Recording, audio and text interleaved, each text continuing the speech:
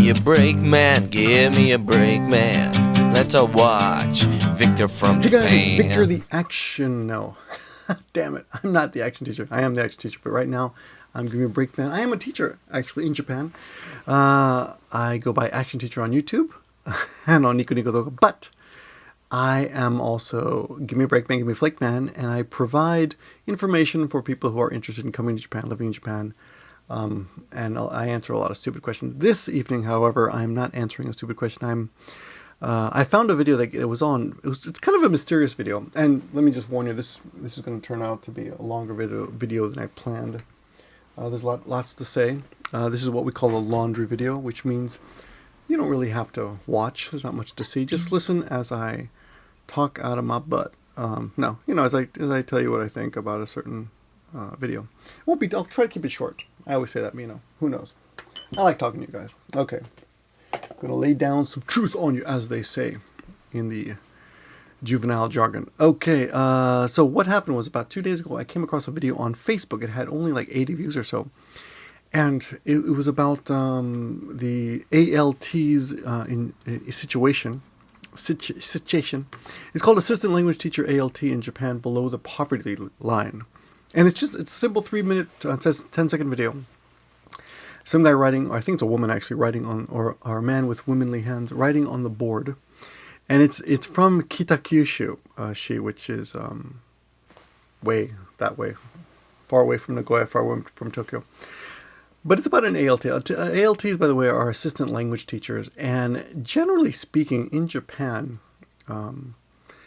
these are foreigners, native speakers of English, who work in the classroom with Japanese. Now, I've never been an ALT.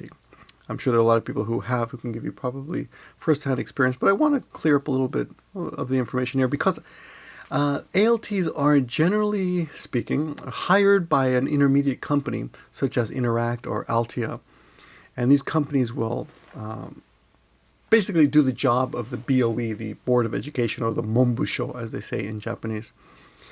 And they hire the teachers, and they take a cut of the teacher's salary that the Board of Education gives them. So, for example, let me explain that very clearly.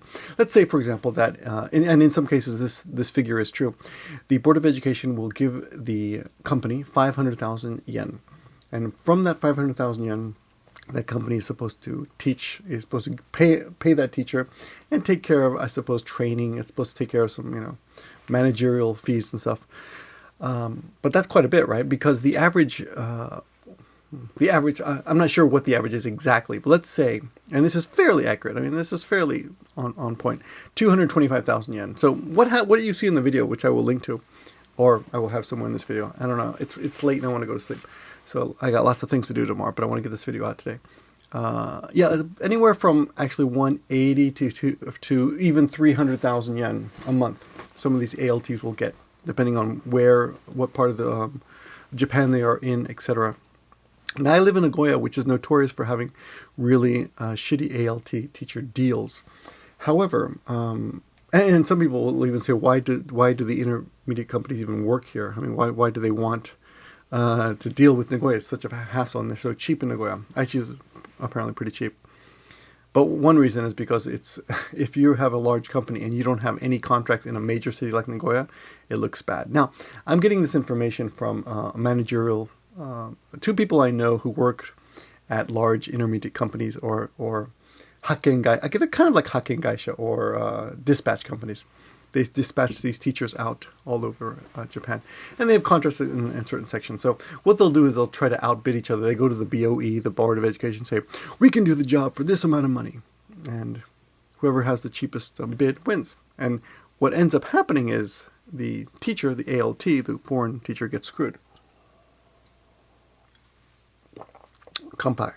All right. So, but the video that I linked here claims that assistant language teachers, ALTs, are living below the poverty line, and it's kind of true, but kind of not. So I just want to clear up something about that video and give you a little information from what I know about living in Japan for 25 years,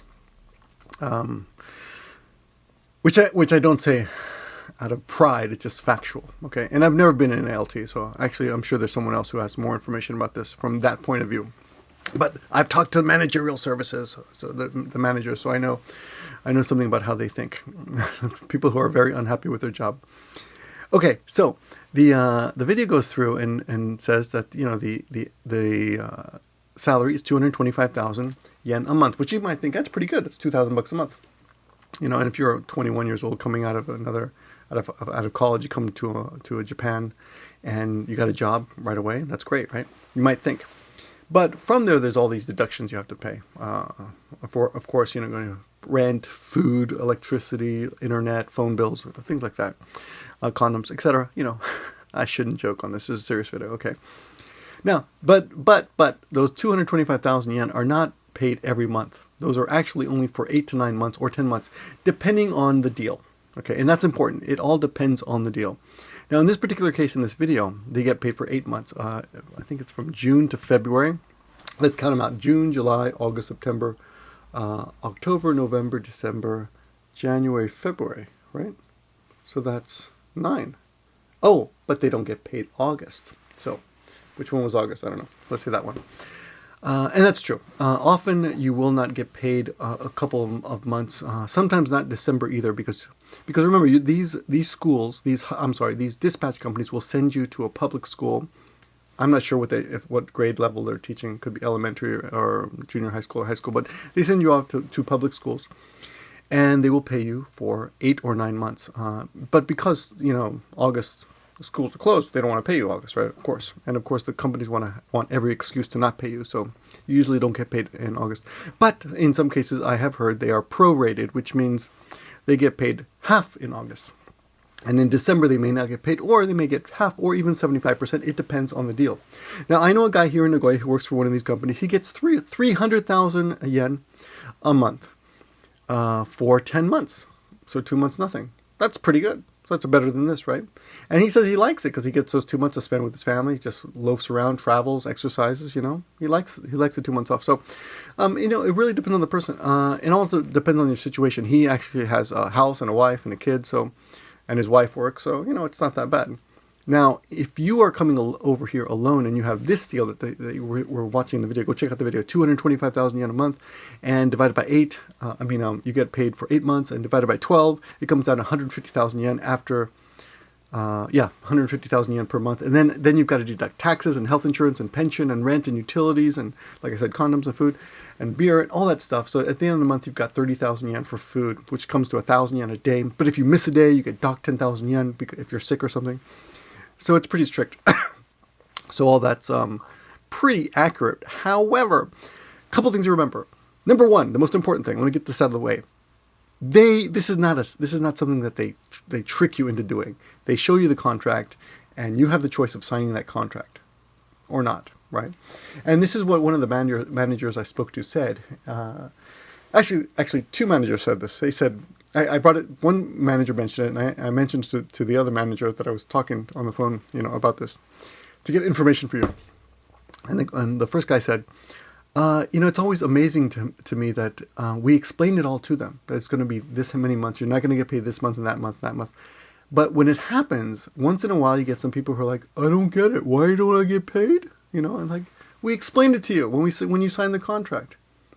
It's not a surprise. So that's number one. Now, and the other guy, I said, is it true? And he goes, yeah. It's happened a couple of times when people just seem clueless. Now, a couple of these managers have also told me that these dispatch companies will basically hire anybody, which is good for you if you are anybody. Or if you're trying to get to Japan and you're having trouble, because some people will get jobs through these companies just to get the visa. And then after they get the visa, they find another job and they get out of there. Now, another good thing about this job is that it's only, you're at a high school, or you're at a public school, and the hours are pretty limited. I don't know this for sure exactly, but I do know that some schools start roughly 8:30 a.m. And this is mostly true all over Japan. 8:30, and I think they get out at 3. So you got the rest of the day to do whatever you want. So if you wanted to, you could go to another school and get a part-time job and make a little more money here and there. So you wouldn't be limited to this amount of money, right? That's one thing to remember.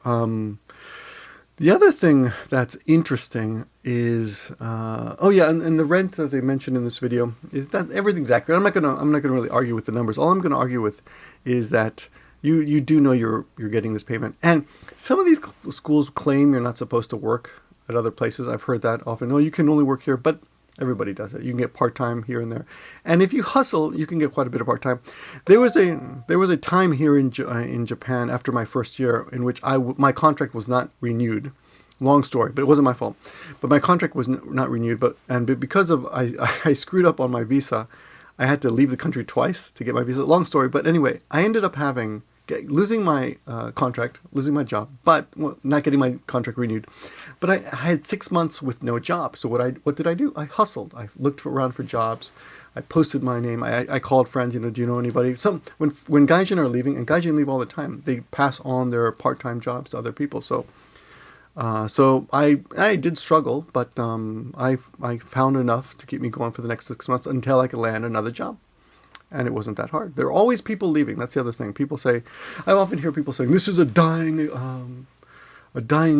industry. But industry, I don't know. Yeah, I mean, I would like I've said many times in these videos, I would never recommend this to anyone to do forever. But if you're coming over from America and you want to weigh in, get your foot in the door, this is not a bad way to do it, I think, in my opinion. Okay, so you have that to deal with.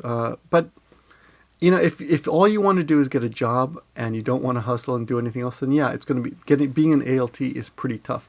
Other things that are interesting about this is the health and the pension, which you can consider a tax. Health insurance you really should pay. I've known quite a few people who didn't have it and they got in medical problems here. You never know when you're going to get sick, and it's not that expensive. Now the first year you don't pay anything. The health insurance, by the way, is based on your last year's tax.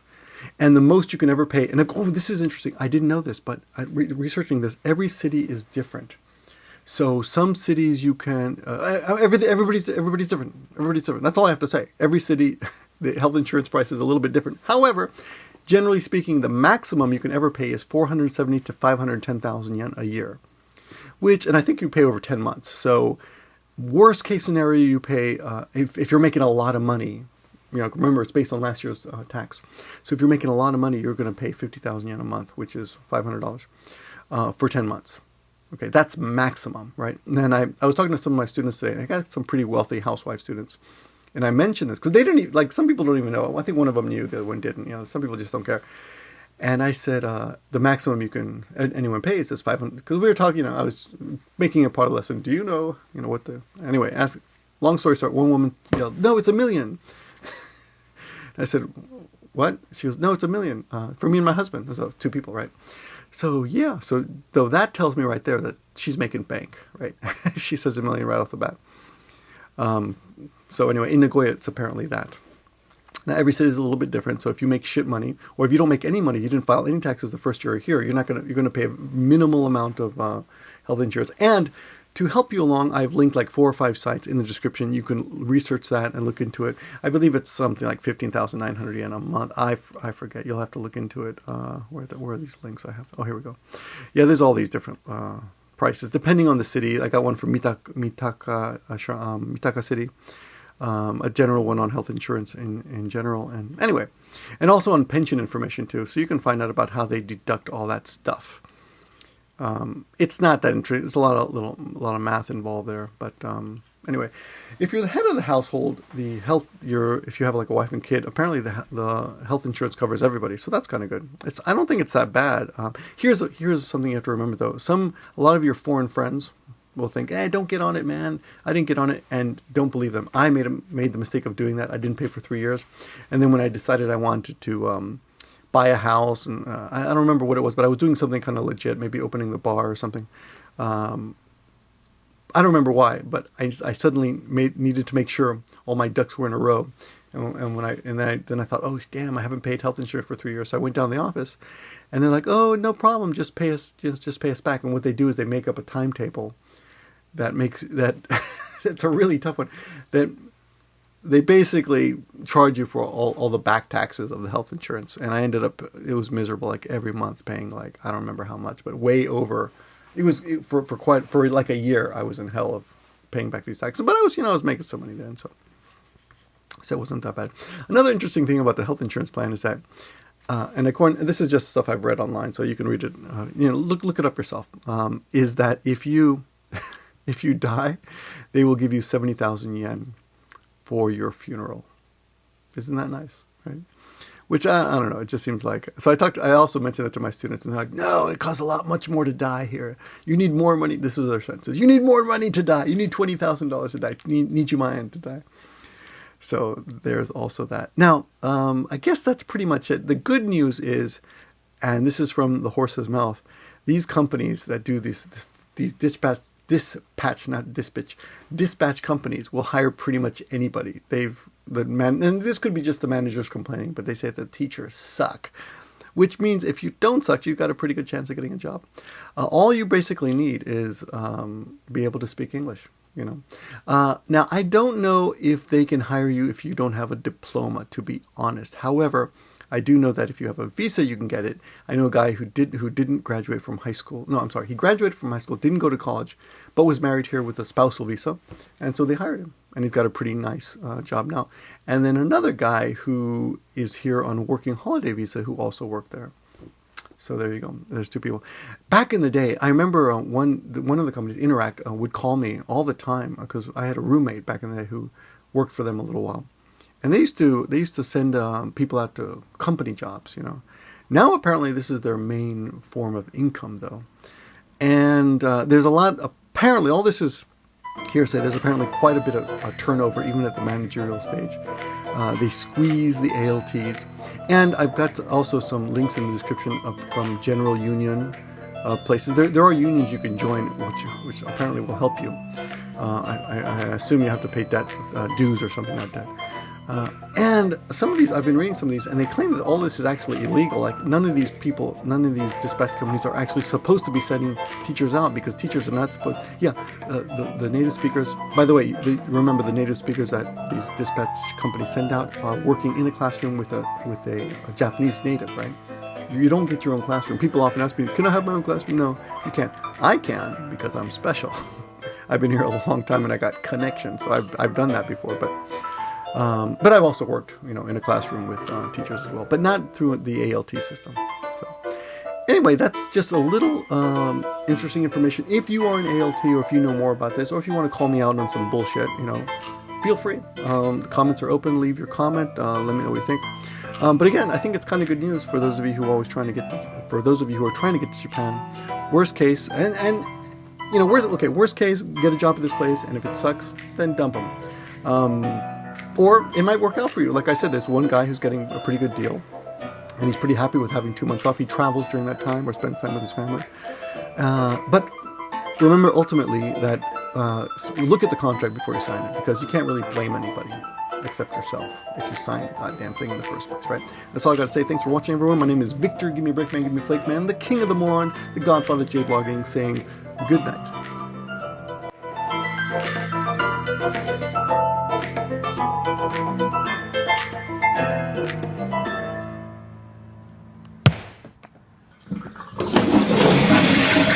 If you need help, then dial your operator.